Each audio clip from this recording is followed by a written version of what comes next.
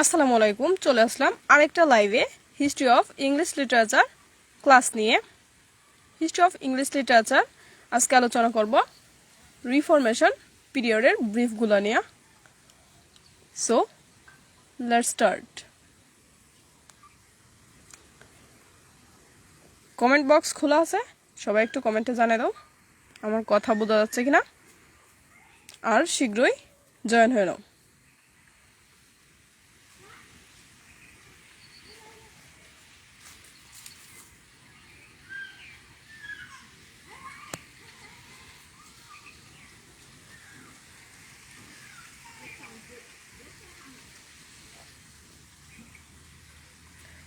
যদি কোনো প্রবলেম, কোনো ব্রিফ বুঝতে অসুবিধা হয় অবশ্যই কমেন্টে জানাতে পারো।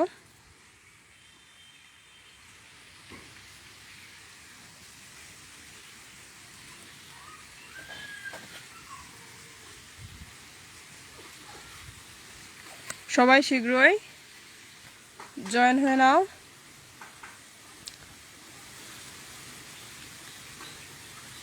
যেহেতু লাইভটা শেয়ার করা হবে তাই বেশি দীর্ঘায়িত করব না।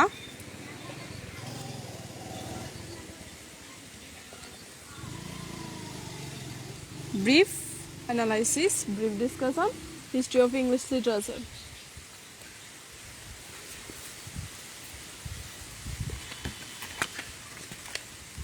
Reformation period.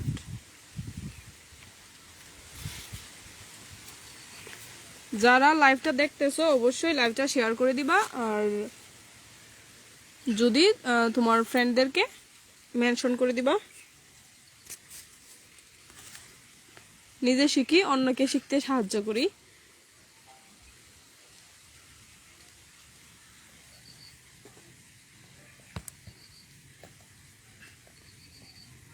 কমেন্টে অবশ্যই তোমার মূল্যবান কমেন্ট রাখতে ভুলবা না।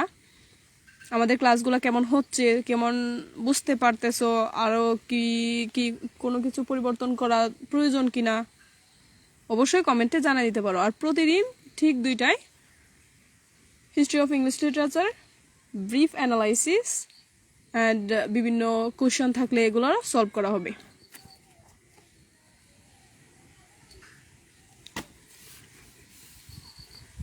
শুরু করতেছি আমাদের history of English literature reformation, এই যে ব্রিফ অ্যানালাইসিস।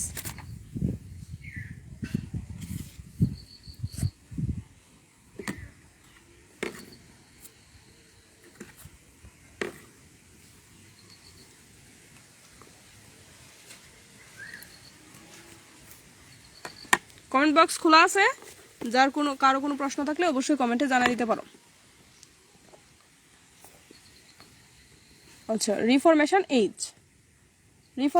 এজ সম্পর্কে যারা ভিডিওটা দেখছো পেজেতে তারা তো দেখছোই, আর যারা দেখো নাই অবশ্যই দেখে নিবা। আর বিস্তারিত বর্ণনা করা আছে রিফরমেশন এজ সম্পর্কে। পেজে গিয়া সার্চ দিলে রিফরমেশন এজ লেখা, তাহলে এই সামনে ভিডিওটা দেখতে পারবা। আর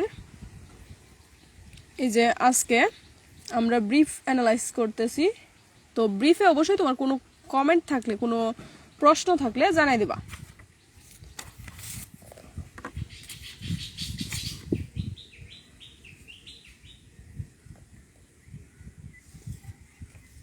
বাতাসে বারবার পাতা উড়াই নিতেছে।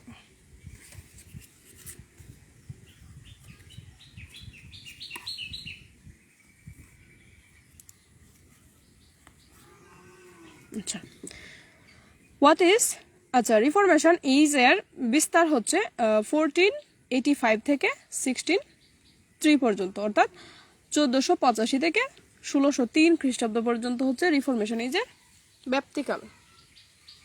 রিফরমেশন কি? রিফরমেশন হচ্ছে নতুন করে গঠন। ইংল্যান্ডের ভঙ্গুর রাজনীতিক, পলিটিক্যাল, কালচারাল সকল দিক থেকে ভেঙে যাওয়া একটা ইংল্যান্ডকে নতুন করে গড়ে তোলাই হচ্ছে এই রিফরমেশন। এই গড়ে তোলার পিরিয়ডটাই হচ্ছে রিফরমেশন পিরিয়ড। তো রিফরমেশন পিরিয়ডে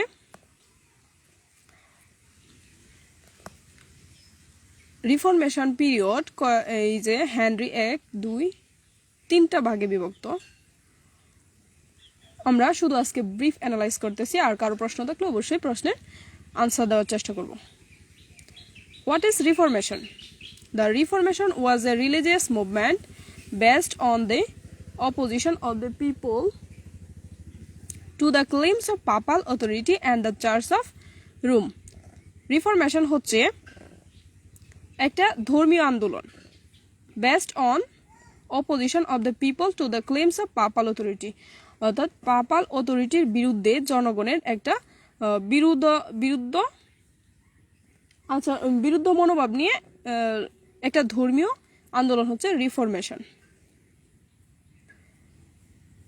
church of Rome, papal authority and the church of Rome. রোমের চার্চ এবং পাপাল অথরিটি বলতে পপের সিংহাসনকে বোঝানো হয়েছে। আর it began in 1517 with Martin Luther. আর এই আন্দোলন শুরু হয়েছিল 1517 সালে মার্টিন লুথারের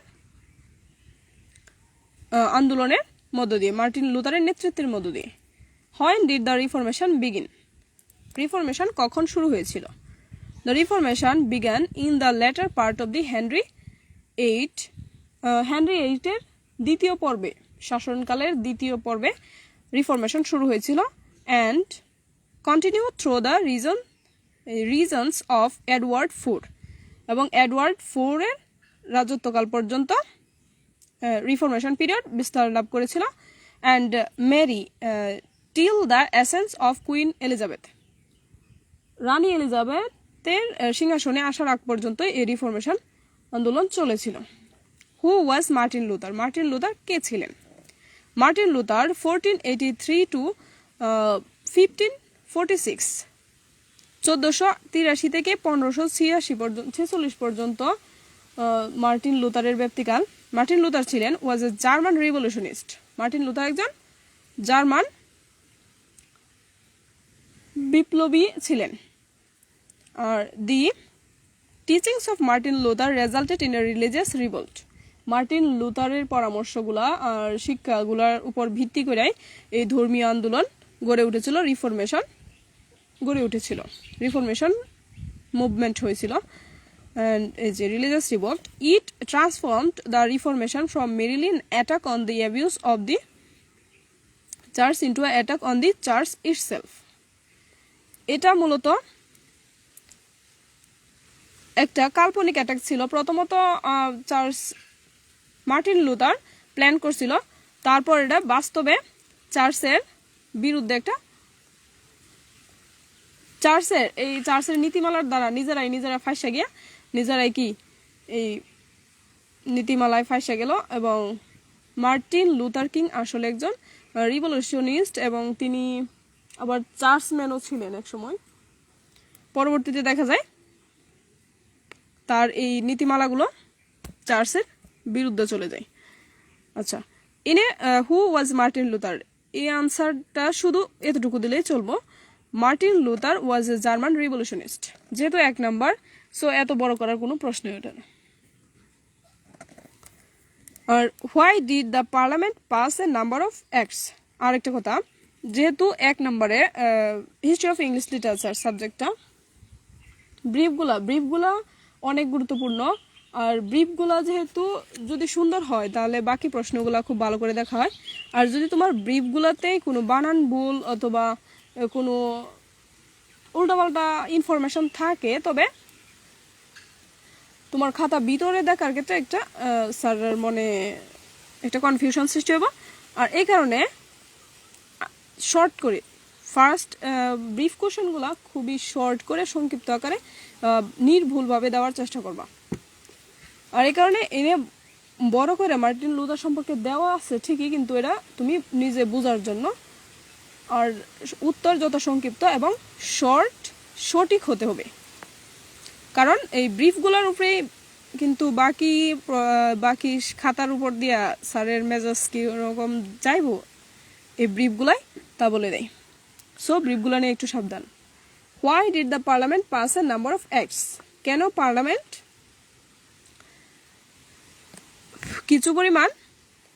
কিছু নীতিমালা দিয়েছিল? কেন পার্লামেন্ট? এই যে the parliament passed a number of acts to confirm England's breach with Rome, মানে ইংল্যান্ডের সাথে যে পরবর্তীতে পার্লামেন্টের একটা মিলবন্ধন হয়েছিল, তো এই মিলবন্ধন যে হয়েছে তার প্রমাণ কি, এই প্রমাণ হিসেবে পার্লামেন্ট কিছু আইন জারি করেছিল। আচ্ছা, mention some acts which were passed by the long parliament of the Reformation, কিছু এমন কিছু আইনের নাম উল্লেখ করো যেগুলো পার্লামেন্ট দ্বারা রিফরমেশন পিরিয়ডে পার্লামেন্ট দ্বারা স্বীকৃতি পেয়েছিল। Some acts were passed by the long parliament of Reformation. These are given below. এগুলো হচ্ছে পার্লামেন্ট যেসব আইন পাশ করেছিল সেগুলোর মধ্যে এই যে আইনগুলো হচ্ছে অ্যাক্টস অফ অ্যাটেইনার, এই যে acts of attainder, annates acts, act of appeals, act of uniformity, acts of supremacy. মানে এই কতগুলো অ্যাক্ট, এগুলো সামাজিক, রাজনৈতিক, সাংস্কৃতিক সব বিষয় এগুলোতে উল্লেখ ছিল যে তাদের সাথে রোমের সাথে ইংল্যান্ডের কীরকম সামাজিক সম্পর্ক হবে, রাজনৈতিক সম্পর্ক, যে ইউনিফর্মিটি তাদের মেলবন্ধন কেমন হবে, কি কি চুক্তি থাকবে, আর সুপ্রিমেসি তারা কি কি সার্বভৌমত্ব অর্জন করবে। আর তারপর হচ্ছে who was Cromwell during the age of reformation, reformation পিরিয়ডে ক্রমওয়েল কে ছিলেন। Cromwell was a ruthless and unscrupulous politician, Cromwell ছিল একজন দুষ্টু চরিত্রের রাজনীতিবিদ। আর he has been deeply influenced by Machiavelli's the prince, তিনি মেকিয়াভেলির দি প্রিন্স দ্বারা খুবই মারাত্মকভাবে প্রভাবিত হয়েছিলেন। Cromwell was appointed lord chancellor in place of Wolsey, ওলসের পরিবর্তে ক্রমওয়েল লর্ড চ্যান্সেলর হয়েছিল। When did king Edward IV die, king Edward IV কখন মৃত্যুবরণ করেন। হু সাকসিড আফটার হিম, তারপরে কে সফল হয়েছিল অর্থাৎ সিংহাসনে আরোহণ করেছিল। King Edward IV died in 1553, 1553 সালে কিং এডওয়ার্ড IV মৃত্যুবরণ করেছিলেন। আর he was succeeded by his half sister Mary, তার হু সাকসিডেড আফটার হিম, তারপরে তার বোন মারি সাকসেস হয়েছিল। and what was the immediate result of the reformation, রিফরমেশনের তৎক্ষণাৎ ফলাফল কি ছিল। the immediate result of reformation was that it revolved a new kind of religion of the home, especially middle class and quite unmediable. The common people tended to become Protestant alike from interest and convenience. অর্থাৎ রিফরমেশনের তৎক্ষণাৎ ফলাফল কি ছিল, রিফরমেশনের তৎক্ষণাৎ ফলাফল ছিল যে একটা নতুন ধরনের একটা নতুন শ্রেণী সৃষ্টি করেছিল, সেটা হচ্ছে মিডল ক্লাস। আর কমন পিপলও কি তাদের বিভিন্ন কনভিকশন এবং ইন্টারেস্ট তারা প্রকাশ করার জন্য একতাবদ্ধ হতে শুরু করলো, নতুন নতুন কি নেতা সৃষ্টি হতে শুরু করলো এবং এদের মিলে একটা মধ্যবর্তী শ্রেণী তৈরি হলো। What is the effect of reformation in religious literature, ধর্মীয় সাহিত্যে রিফরমেশনের কি প্রভাব পড়েছিল। The reformation produced the English Bible and the book of common prayer.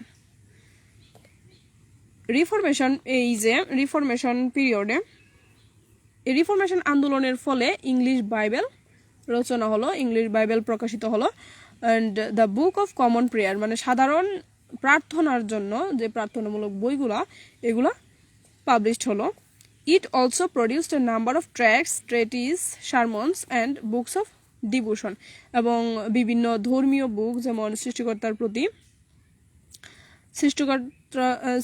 প্রতি বিভিন্ন প্রার্থনা এবং যে ট্র্যাক্টস, বিভিন্ন চুক্তি, ট্রেটিস, সারমনস, বিভিন্ন বীরগাথা, এই ধর্মীয় বীরগাথা ইত্যাদি প্রকাশ পেল। What do you mean by the authorised version of the Bible, বাইবেলের অথরাইজড ভার্সন কর্তৃত্বকারী ভার্সন কোনটা, ভার্সন বলতে তুমি কি বোঝো।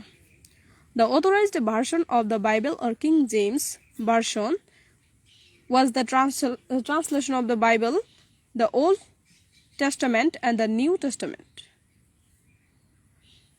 Old Testament এবং the New Testament কে বলা হয় authorized version, মানে মূল বাইবেলের মূল ফর্ম. It was published 1611. এটা সম্ভবত 1611 সালের দিকে পাবলিশ করা হয়েছিল. Who is Anne Boleyn? Anne Boleyn কে ছিলেন? Anne Boleyn is the last wife of Henry VIII. Henry VIII এর শেষ স্ত্রী ছিল Anne Boleyn and the mother of Queen Elizabeth I এবং Queen Elizabeth I এর মা Anne Boleyn. আচ্ছা, পরে আছে What do you mean by Protestantism? Protestantism বলতে তুমি কি বুঝো? Protestantism is the system of beliefs and teachings of the Protestants.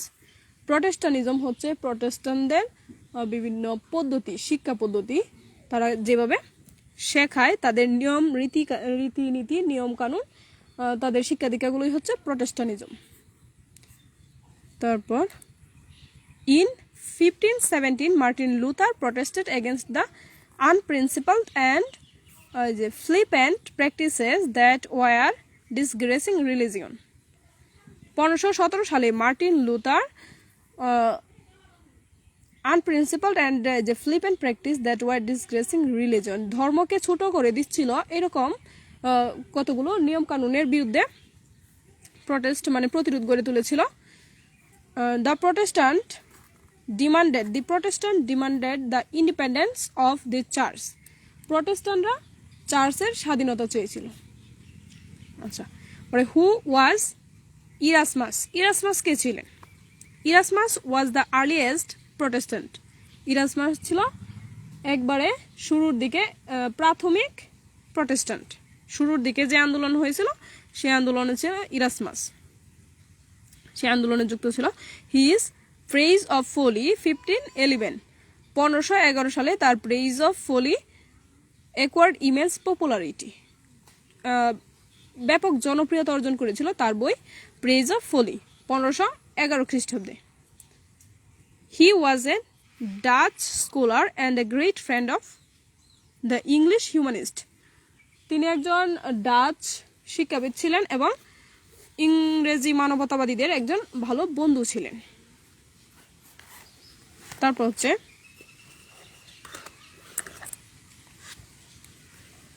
Who was Calvin? Calvin কে ছিলেন? Calvin was a French reformer and he had a order and well reason system of theology. তিনি Calvin ছিলেন France reformer, এতটুকুই যথেষ্ট. তারপর বাকিটা তুমি বোঝার জন্য ক্যালভিনকে অবশ্যই পড়ে নেবা. And he had an ordered and well reasoned system of theology. তার থিওলজির উপর একটা বই ছিল, কিছু টিচিংস ছিল তার থিওলজির উপর. Are the followers of Calvin in England were in fact the spiritual ancestors of the great Puritan movement of the 17th century.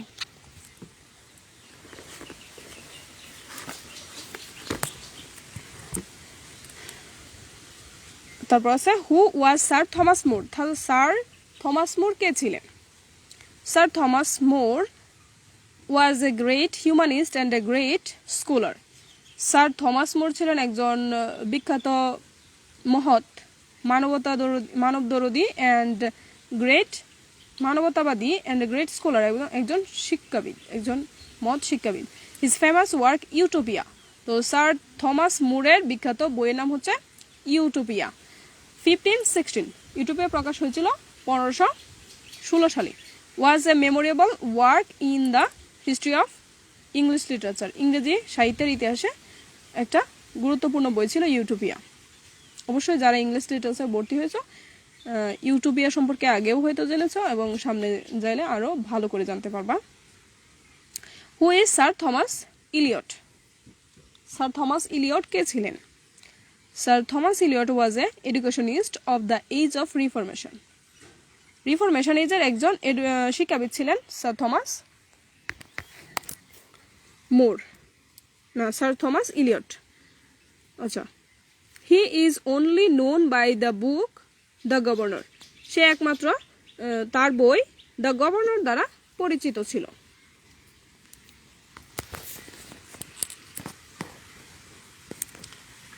একটু ডিস্টার্ব করতেছে।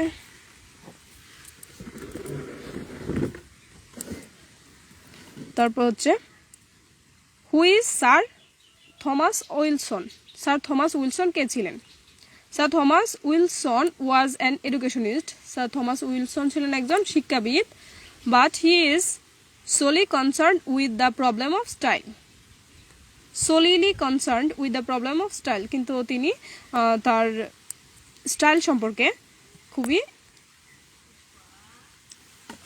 খুবই অজ্ঞাত ছিলেন, খুব একটা সচেতন ছিলেন না। তারপর আছে he was the tutor of princess Elizabeth, তিনি প্রিন্সেস এলিজাবেথের টিউটর ছিলেন, and later Latin secretary to queen Mary, queen মারির সেক্রেটারি ছিলেন, লেটিন সেক্রেটারি ছিলেন। He is known for his the school master, তিনি তার বই স্কুল মাস্টারের জন্য খুবই জনপ্রিয় ছিলেন। 1570 and sir Wilson sir Ascham, sir Ascham হচ্ছে Roger Ascham was the most popular educationist of the reformation, reformation এজের সবচেয়ে জনপ্রিয় এডুকেশনিস্ট শিক্ষাবিদ ছিলেন রগার এসকেম। আর এই রগার এসকেম, সরি ভুল করে নিচেটা উপরেটা পড়ে বলছিলাম, he was the tutor of princess Elizabeth and the later Latin secretary of queen Mary, তো কুইন মারির সেক্রেটারি ছিলেন, লেটিন সেক্রেটারি ছিলেন Roger Ascham. He is known for the school master, তো স্কুল মাস্টার কার লেখা? স্কুল মাস্টার রগার এসকেমের লেখা। কত সালে প্রকাশিত হয়েছিল? 1570 খ্রিস্টাব্দে। তারপর why is William Tyndale famous for, এই প্রশ্নটা একটু গুরুত্বপূর্ণ। উইলিয়াম ট্যান্ডেল কেন বিখ্যাত ছিলেন? William Tyndale is famous for his translation of the Bible, William Tyndale তার ট্রান্সলেশন অফ দ্য বাইবেলের জন্য বিখ্যাত ছিল ইন 1522, 1522 সালে। He was the most important member of a group of scholars known as the Cambridge Reformers. Cambridge Reformers দের গ্রুপে তিনি খুবই একজন গুরুত্বপূর্ণ সদস্য ছিলেন। When was the authorized version of Bible published? বাইবেলের অথরাইজড ভার্সন মানে প্রথম কর্তৃত্বকারী ভার্সন কখন প্রকাশিত হয়েছিল? It was published, the authorized version of the Bible was published in 1611. It is a grand achievement of Elizabethan literature. Elizabethan literature একটা বড় achievement হচ্ছে, অর্জন হচ্ছে এই authorized publication of Bible. আচ্ছা, who is Thomas Cranmer? Thomas Cranmer কি? Thomas Cranmer was a great educationist of the Reformation period. Reformation period এর একজন বিখ্যাত শিক্ষাবিদ ছিলেন থমাস ক্রেনার। তাহলে রিফরমেশন পিরিয়ডের শিক্ষাবিদরা কারা? রিফরমেশন পিরিয়ডের শিক্ষাবিদ হচ্ছে থমাস উইলসন, রগার এসকেম, আর উইলিয়াম ট্যান্ডেল, না উইলিয়াম ট্যান্ডেল শিক্ষাবিদ না, তারপর হচ্ছে থমাস ক্রেনার। হু ইজ হাক লেটিমার? এই প্রশ্নটাও একটু জেনে রাখা ভালো। Huck Latimer was a great educationist and preacher. Huck Latimer ছিলেন একজন বিখ্যাত শিক্ষাবিদ এবং প্রিচার, প্রিচার মানে শিক্ষক। আচ্ছা, হিজ মেবি শিক্ষক, and his sermons exercised a healthy influence on the development of English prose. ইংরেজি গদ্যের বিকাশে তার স্বাস্থ্যসম্মত প্রভাব রেখেছিল, তিনি যথেষ্ট ভূমিকা রেখেছিলেন। তারপর হচ্ছে